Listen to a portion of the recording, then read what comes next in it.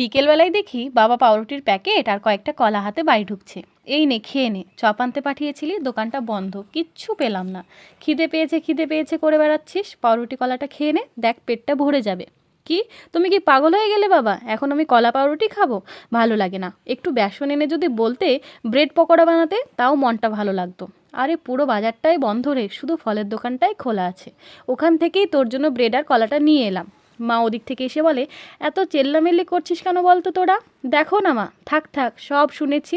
ব্রেডটা দে, আমি এখন একটা কিছু খাবার বানিয়ে নিয়ে আসছি, দেখবি তোর ভালো লাগবে। ঠিক আছে যাও, দেখি কি এমন বানাতে পারো। আমি বরং বিগ বসের একটা এপিসোড দেখে নিই। মোটামুটি আধা ঘন্টা পরে দেখি হাতে প্লেট নিয়ে মা ডাকাডাকি করছে। গিয়ে দেখি, এ কি মা, সেই তুমি মিষ্টি খাবারই বানিয়েছো? আরে আগেই ভয় পাচ্ছিস কেন, মুখে দিয়ে তো দেখ। বাহ, এত সুন্দর লাগছে। কি করে বানালে গো মা, রেসিপিটা একটু বলবে?